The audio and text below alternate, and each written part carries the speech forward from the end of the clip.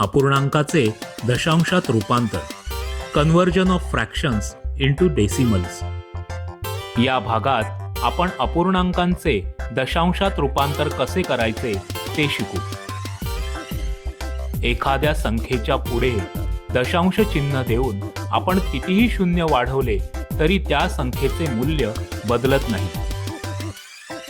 ते नेहमी त्या संख्ये इतकेच राहते.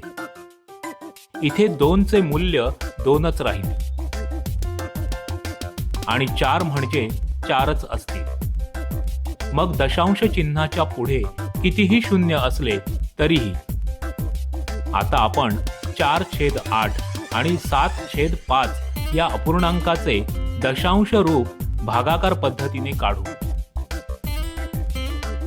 4/8 म्हणजे आपण 4 चे 8 समान भाग करू.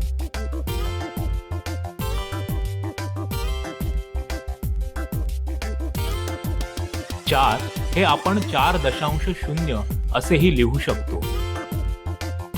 आता 4 8 पेक्षा लहान असल्याने आपण त्याचा एकही भाग करू शकत नाही, म्हणून भागाकार येईल 0.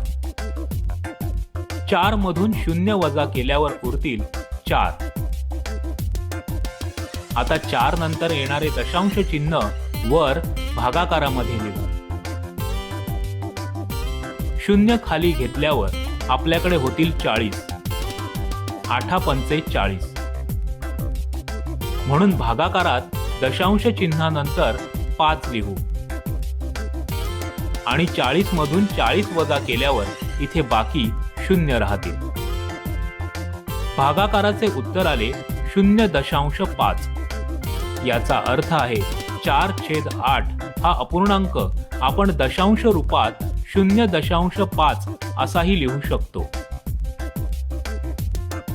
4/8 या अपूर्णांकाचा सममूल्य अपूर्णांक म्हणजे 1/2 आहे.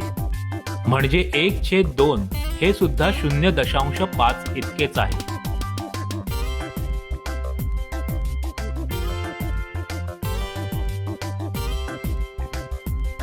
सात छेद 5 म्हणजे 7 चे 5 समान भाग करणे.